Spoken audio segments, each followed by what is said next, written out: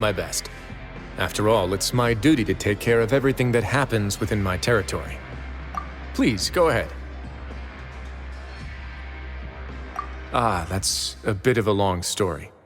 I once had a similar experience. It had to do with the host family I lived with as a child. I was an orphan, adopted by a couple with a great deal of love in their hearts. I had many siblings, and we all adored each other. Once we were older, Mom and Dad would turn us over to be individually adopted by families of greater means, and go on to adopt more young children. They were perfect parents. Or so I thought. And then? And then, I found out we were merely raised as livestock. Once we had reached a certain age, our parents would bring us to the market for sale. All children that were sold would leave the house, and nobody would know what became of them. As for those who didn't sell, they were merely disposed of. Did you know I once considered myself an extremely lucky child? And all of my friends, all of my siblings, they all felt this way as well. I was also not the first to find out about the truth. All those who found out before me were simply added to the disposal pile.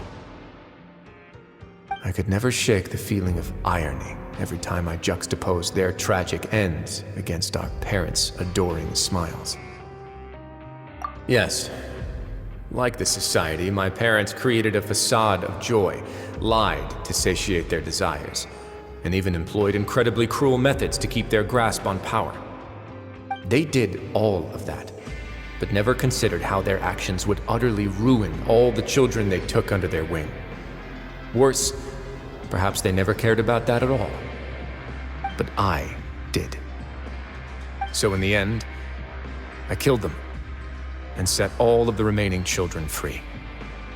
I was convicted for my crimes and exiled to the fortress of Meripede. My methods were extreme, yes, but I was still a teenager at the time. I'd been betrayed by those I trusted most, and I didn't think that more moderate ways would solve the problem. My doubt and helpless anger pushed me forward until I got what I deserved.